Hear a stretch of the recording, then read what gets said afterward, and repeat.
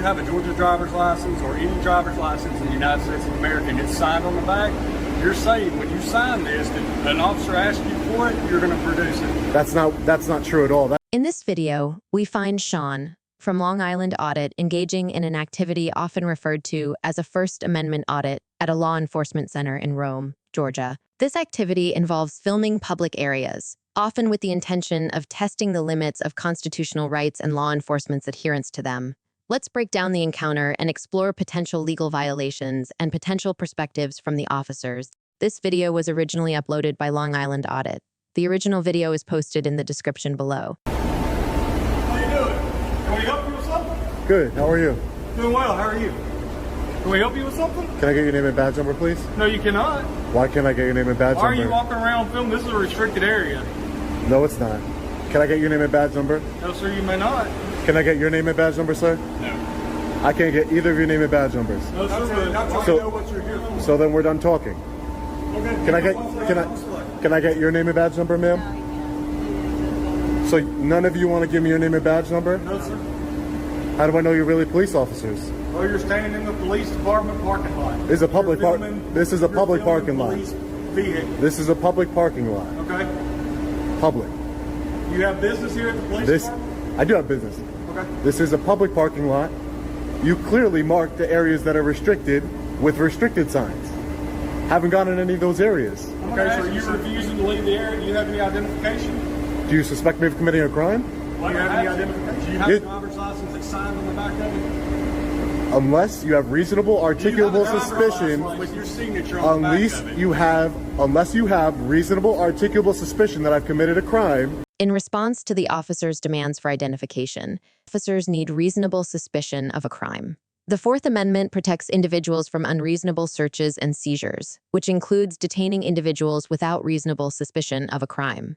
In this scenario, the officers requested identification without articulable suspicion that the auditor was committing or planning to commit a crime. This aligns with the precedent set in Auditor v. Ohio 392 U.S. 1, 1968, which requires reasonable suspicion for detaining an individual temporarily. Okay, well, the suspicion is you're walking around in an area filming police. Is that a crime? It's suspicious. You need reasonable suspicion of a crime. Okay. That's the statute in Alabama, sir. This is Georgia. I mean Georgia. That's the statute in Georgia. Excuse me. So do you have a driver's license? Do you have reasonable articulable suspicion I've committed a crime? Well, so I'm gonna. So without going any further, if you have a Georgia driver's license or any driver's license in the United States of America and it's signed on the back, you're saying when you sign this, that an officer asks you for it, you're going to produce it. That's not true at all. That is How do you false. know that? That's false because I know my rights and I know the law. Okay. Obviously you don't. Okay. Signing the back of your driver's license, whatever that means, does not mean that you can come up to me at any time you want. I can come up to you anytime I want. You can. You can. It's called a Tier 1 encounter. Okay. Are you detaining me? No. Okay, great. You're free to leave. See ya. That way's Tier there. 1 Bye. encounters aren't detainment, sir. It's just verbal, like what we're doing right now. I understand, but you should be professional enough to identify yourself to the member of a Have I public. been rude to you? But be professional and identify yourself. That's it. You're a public servant. I'm sure your policy at the Rome Police Department is to identify yourself. Can I speak to a supervisor? Sure. I'd like to speak to a supervisor. Call 911. I'm asking you. This is a Tier 1 encounter. I'm asking you. You can ask for a I'm asking you to call a supervisor to the scene No, sir. You because can call you're 911. escalating a situation that doesn't need to be escalated. While not directly a constitutional issue, many police departments have policies requiring officers to identify themselves by name and badge number when requested by a member of the public. Refusal to do so may violate these policies and undermine the principles of accountability and transparency that support public trust. You don't know the law, and neither do you. Reasonable suspicion of a crime. That's when you can demand ID. Other than that, I'm a free citizen. I can do whatever I'd like. Once again, you're going up to cars and filming the inside of those cars. Is that a crime? You are in a restricted area. Okay. Interfering with government property. Yes. Okay, that's not a crime. You are interfering with government property. But it's not a crime. It's not a crime. You're not suspicion enforcement. You're law enforcement.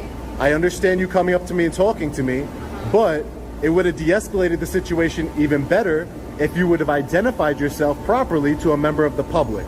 By you just, all of you saying, starting with you, you're not getting my name and badge number, that's escalating a situation higher than it needs to be.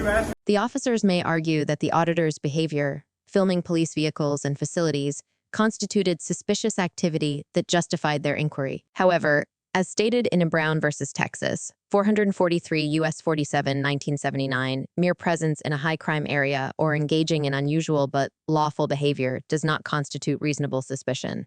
And how am I supposed to hold you accountable? How am I supposed to hold you accountable? I have no idea who you are. I have no idea who you are. The badge on my shirt? I have no... The badge on my belt. On your belt. Because you identified me as a law enforcement officer. I need to know who you are. Who you are. Okay, I am a law enforcement officer.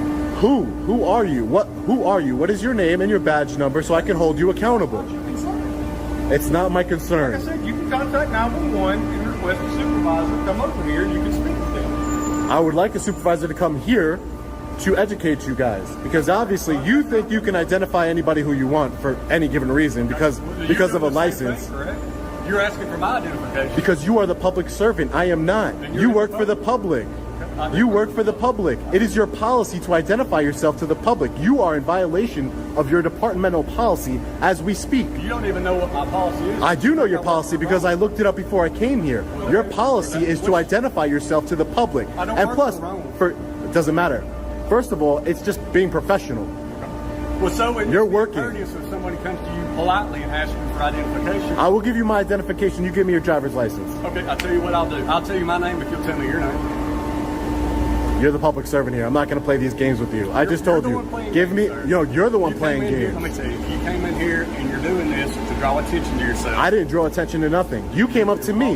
You don't want to identify yourself. That's escalating the situation. You could have said, "Hi, nice to meet you. My name is Officer Smith, badge number 222. Actually, my name's Agent Jones. Agent Jones. 148. Great. That's great. Okay. While officers initially refuse to identify themselves, doing so is often upheld as a best practice to maintain public confidence and ensure accountability. It is worth noting that failing to adhere to department policies may result in departmental sanctions rather than constitutional violations unless tied to a broader misuse of power. So the big concern Agent Jones, you need to learn the law of your state. There's a lot of police cars in here, and it's just kind of suspicious when you're filming inside police cars because there's restricted information in these cars. It is kind of a normal, reasonable person would not do that. Is it fair to say that? Would it be reasonable? Why would you leave a computer on in your car? I didn't say a computer. Where did you see a computer on? What sensitive information could I get from looking inside of a police car that my tax dollars help fund? I'm checking out the police cars. There's only a part of a police car that most people see. The front part of it, there's a lot of stuff up there, right? I'm just checking out a police car that my tax dollars help fund. That's it. I'll tell you what. If you want to look inside a police car, we can let you look inside one. If that's what you like to But do. you're giving me a hard time for even looking out inside of one. It's just the way you're going about doing it. So like if you were doing this out like in a subdivision, just kind of looking around houses and stuff like that, even from the sidewalk, and you're not from that area, it draws attention. And that's kind of what This is public. This is public. Well, that's fine. It's public, but the police cars are public. You have restricted area. Do you see that fence over there? That's a restricted area, right? That fence right there. Because it says restricted on the outside. So my point is, if you have a restricted area and you don't want people looking in your cars, put the cars in the restricted area and I won't go and look at them. I was just checking them out because I've never been to Rome before. I'm looking at the police cars. That's it. There's nothing wrong with looking at the police cars. So I'll tell you what. I told you no. Is that what you tell everybody? That you have because they signed the back of their driver's license? Can I? So most of the Agent time, Jones? when you're dealing with people and an officer. In summary, while not the most egregious case of rights violation, these allegations highlight the ongoing need for clarity and accountability within law enforcement practices, especially concerning the First and Fourth Amendments, through continuous oversight and community engagement. Instances like these can be addressed to uphold the rights granted under the U.S. Constitution.